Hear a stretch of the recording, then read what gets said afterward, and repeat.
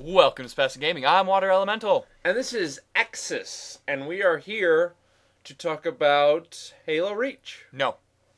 Demon Souls? No. The League of Legends? Yes. Alright! 1 out of 3 ain't bad. So we're going to be going on a couple of things today, folks. We're going to talk about Swain, the tactician, the master technician at that, not just a regular tactician. He's the master blaster, folks. with laser birds. With laser birds. And we're going to talk about the weekly champions. And of course, news! The very, very important news. Well, it's not sort of important, kind of important, yeah. So, without further ado, this week we got Mr. Swain. I haven't gotten to play around with him too much, but I know enough about him to kind of give some thoughts. The first thing that kind of struck me about Swain is I saw him sort of like Malazar, because he has a really difficult spell combo to set up, kind of hard to get everything positioned right, but he can put out some devastating damage, especially if you have teammates with you. That said, along with his ult, I think he's got a lot more forgiveness in that, all of a sudden if something hits the fan, he can pop his ult, he can pop laser bird and just kind of sprint away while he's regaining health. So I think he's going to have a lot of damage potential, and you know what, I've seen he has a lot of damage potential, but he has a lot more forgiveness than other sort of focused casters like Malazar. Oh my god, I have a lot of forgiveness, but more like Malazar, yeah. Yeah, he has a lot of staying power with his passive. He has his mana. Yeah. A combo with his ult, it has him stand up for a while. He has a lot of minions with AoE and stuff. Definitely. What's his There's no cooldown on it. Oh, wow. It just drains mana. Yeah. Yeah, so I would almost say he's got almost as much staying power as like a Mordekaiser character might have, in that he can just keep his health up as long as he's got resources. And with his passive, it sounds like he can keep his resources up for quite a long time with minimal amounts of mana regen. But it doesn't really have an AoE besides his ult, so... Yeah, ult, besides his ult and he's single Nevermore. Yeah, sounds like he's mostly single target. His rooting ability, you gotta kind of time it right, but it's really good. Yeah, I imagine his snare is amazing. Yeah, he sounds like he'll be a great complement to an AoE team, especially if a Mamu gets banned. You'll have another AoE snare you can put out there. You just gotta get used to the timing of the snare. Yeah, definitely. Characters with skill shots, I'm sure people are used to playing with skill shots, so I have no trouble with that. Like Kog'Maw and Karthus, they'll be able to pick it up pretty quickly, I imagine. Yeah, what is it, it's not Nevermore. Is Nevermore the one that deals 5% more damage? No, that's his damage over time. Yeah.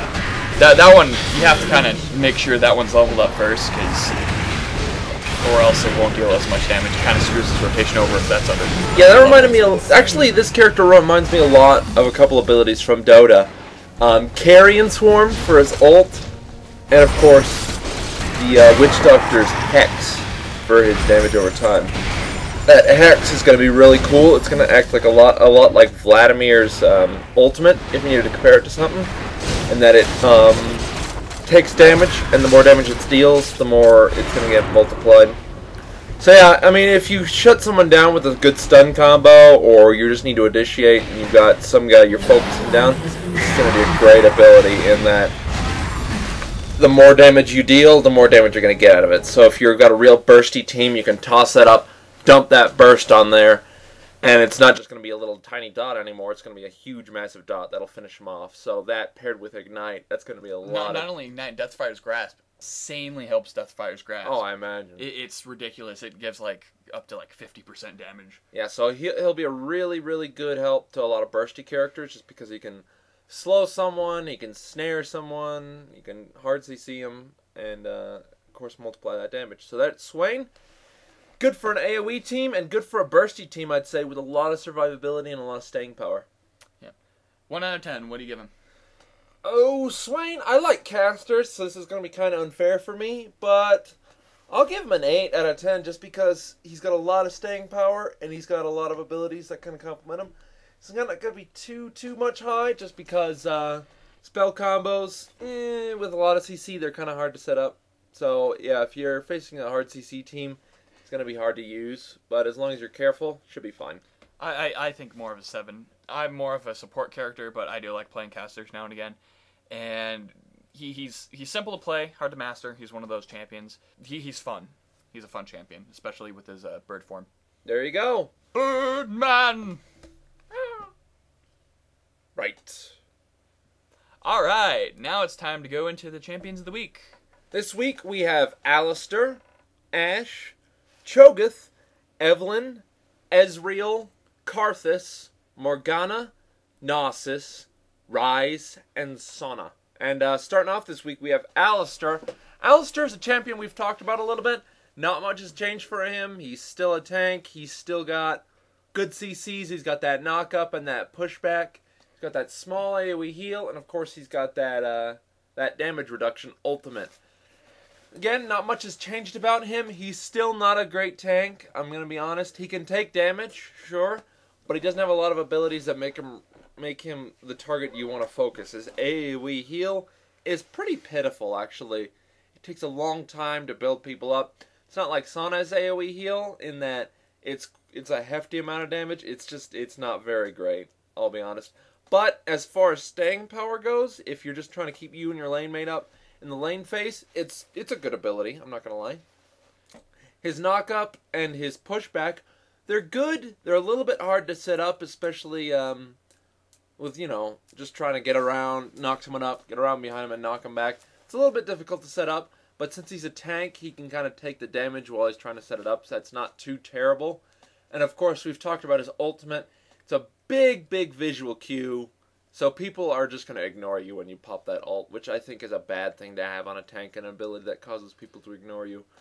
So that's Alistair. I wouldn't say he's a great tank.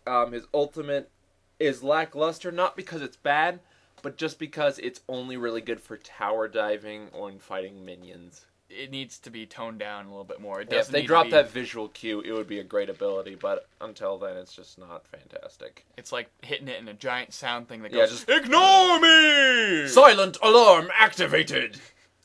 So there you go, that's Alistair for you. Alright. The new and improved Ashe. For those of you who haven't noticed yet, she actually has a makeover. They've redone her first skin. But she's one of the first heroes a lot of us play. She has her frost arrows, she has area of effect sight, she has her volley, which does the AoE range, she has her stun. There's not really that's changed with her as well, besides her looks. Great for soloing, she's good for burst damage, she's really good with main stuff. She has her slows. So she's really good if you're looking for an easy champion that's ranged this week. Yep, Ashe, very fun hero. She's got a lot of scouting potential, and she can complement a lot of teams very well with her slows and her stuns. And that brings us to Cho'gath. Cho'gath is a lot like Gragas, not because of playstyle, but just because they can be built either tank or AP, and they bring a lot of unexpected damage as AP. Cho'gath is a very good tank in that he has a lot of HP, so you can build more for durability and still have a lot of hit points just from your ultimate. So you can end up building, you know, a lot of armor and a lot of health items to counter, you know, heavy damage, and still pick up enough HP to make yourself, you know, be able to take damage. Cho'gath is also very good as AP just because his ratios are very, very high. And he's got 1 hard CC in his knockup. It's a very big AoE. It's a slight delay, but I think that's fine for it being ranged. And of course his silence. His silence lasts a long, long time. They nerfed it a little bit, but it's still very, very effective at keeping people down. And it actually puts out quite a bit of damage. People will not expect the damage cocktail you put out with his knockup, with his silence. And then, of course, Feast. Feast... yeah, pretty much. Feast with a lot of AP is really, really hard-hitting just because it ignores MR.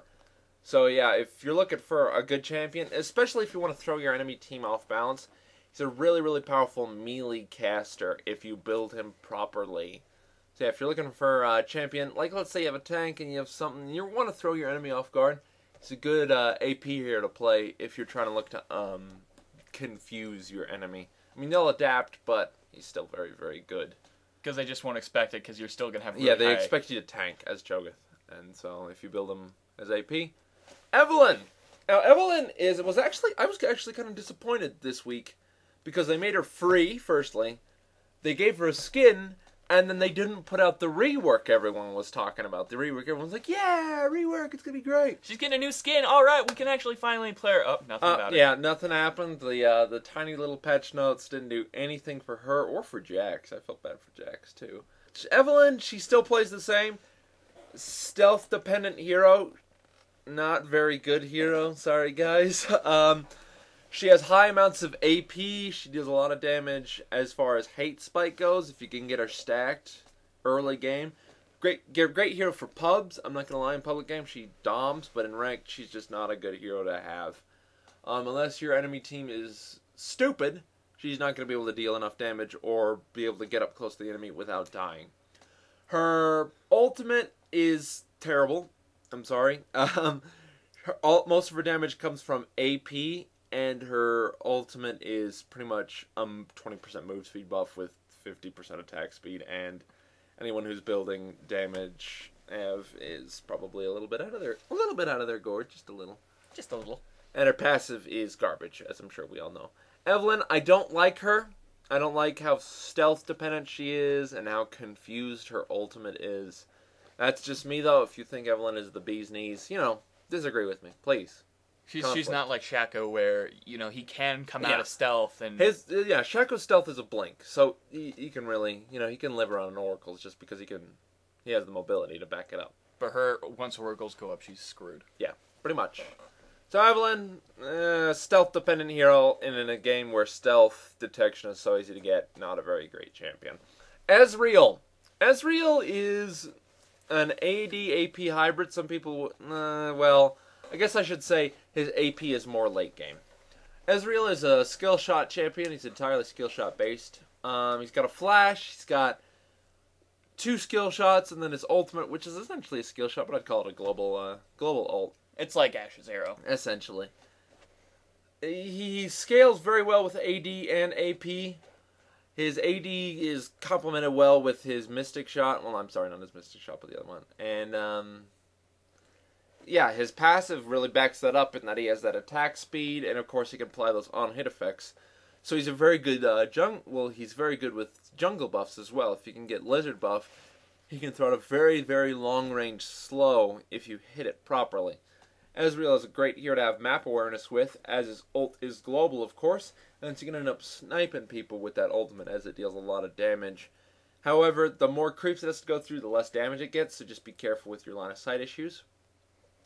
And AP Ezreal, he's not outstanding until you get to late game. He's not going to put out enough damage to satisfy most people until late game. So if you're playing with a team that has a lot of early game heroes and you really want to be able to back your team up, sort of late game when things are lacking, AP Ezreal is probably the way to go. Whereas if you want to deal a lot of damage through through early and mid game and then still kind of back people up late game, AD Ezreal is the way to go. So Ezreal, solid champion. He's got a lot of nerfs, but with some of the new items, he's doing pretty well. Karthus. Oh, I've talked about Karthus last week. I still love him. He's still great. They were talking about changing some of his stuff in his Death Defied, but didn't really go through this patch. He's still pretty much the same hero. Still got that bug where you can first blood people after getting kills. Still very powerful. His Wall of Pain is still very strong. That armor debuff, that magic resist debuff in the slow, very good. Lay Waste is still a fantastic harassing tool, and if you can get that down, it's a skill shot. So there's a lot of skill shots this week, so this will give you great practice for it. So yeah, it just takes a lot of practice, and it's got a low enough mana cost that you can throw 2 or 3 out there and not have to face a huge mana crunch. And of course, Defile, very, very good ability to have in a team fight, even if you have to put yourself at risk to use it. And his ultimate, it is the bringer of the QQ. So if you want to feed on the tears of your enemies, Karthus is the way to go this week. Once you see the laser beam, you're just like, oh god. Yeah, this is a red beam from the sky. Well, I guess I'm not going to white. Headshot. Triple kill. Double kill. Ace. Morgana. Morgana is one of the better casters. She has her skill shot stun. She has her magic resist shield. She has her AoE on the ground and her ult, which is really good. She's great because she has her